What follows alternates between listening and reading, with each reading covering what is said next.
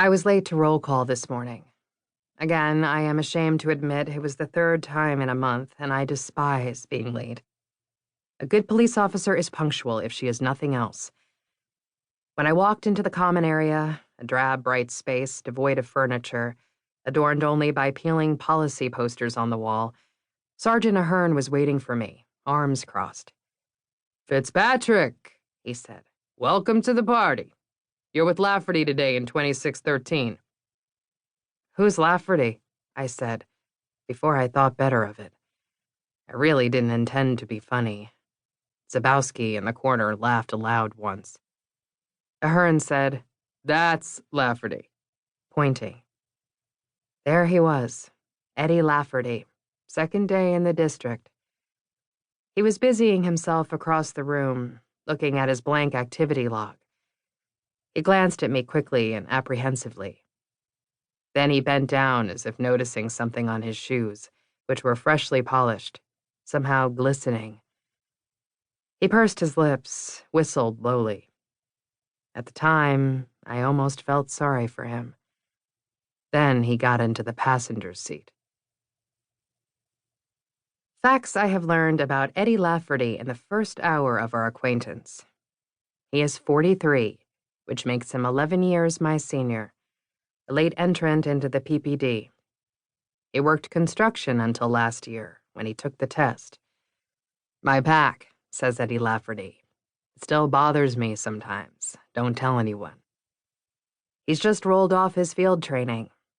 He has 3 ex-wives and 3 almost grown children. He has a home in the Poconos. He lifts. "I'm a gym rat," says Eddie Lafferty. He has GERD. Occasionally, he suffers from constipation. He grew up in South Philadelphia, now lives in Mayfair. He splits Eagles season tickets with 6 friends. His most recent ex-wife was in her 20s. Maybe that was the problem, says Lafferty, her being immature. He golfs. He has 2 rescued pit mixes named Jimbo and Jenny. He played baseball in high school. One of his teammates then was in fact our platoon sergeant, Kevin Ahern. And it was Sergeant Ahern who suggested he consider police work. Something about this makes sense to me. Facts Eddie Lafferty has learned about me in the first hour of our acquaintance. I like pistachio ice cream. All morning, during Eddie Lafferty's very infrequent pauses, I have tried my best to interject only the basics of what he needs to know about the neighborhood. Kensington is one of the newer neighborhoods in what is, by American standards, the very old city of Philadelphia.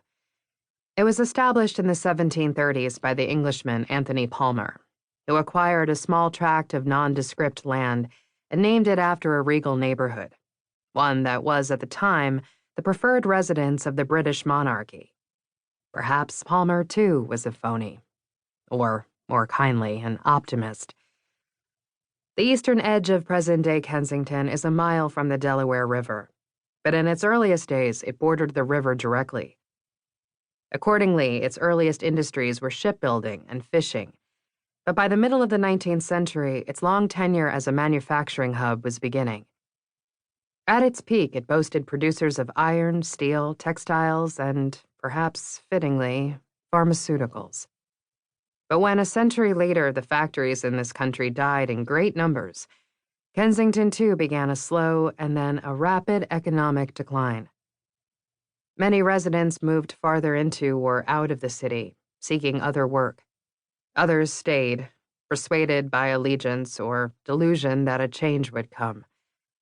Today, Kensington comprises in nearly equal parts the Irish Americans who moved here in the 19th and 20th centuries, and a newer population of families of Puerto Rican and other Latino descent, along with groups who represent successfully smaller slivers of Kensington's demographic pie: African American, East Asian, Caribbean. Present-day Kensington is shot through by 2 main arteries: Front Street, which runs north up the eastern edge of the city, and Kensington Avenue, usually just called the Ave, an alternately friendly or disdainful appellation, depending on who's saying it, which begins at Front and veers northeast.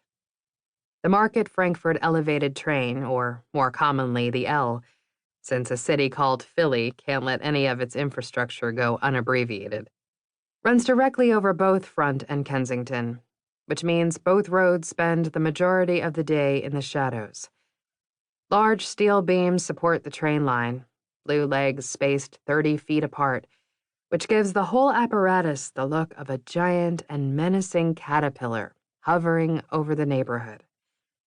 Most of the transactions, narcotic, sexual, that happen in Kensington begin on one of these two roads and end on one of the many smaller streets that cross them, or more often in one of the abandoned houses or empty lots that populate the neighborhood's side streets and alleys. The businesses that can be found along the main streets are nail salons, takeout places, mobile phone stores, convenience stores, dollar stores, appliance stores, pawn shops, soup kitchens, other charitable organizations, and bars. About a third of the storefronts are shuttered. And yet, like the condos that are sprouting to our left now, from an empty lot that has lain fallow since a wrecking ball took out the factory it used to house, the neighborhood is rising. New bars and businesses are cropping up on the periphery, toward Fishtown, where I grew up. New young faces are populating those businesses. Earnest, rich, naive, ripe for the picking. So the mayor is getting concerned with appearances. More troops, the mayor says. More troops, more troops, more troops.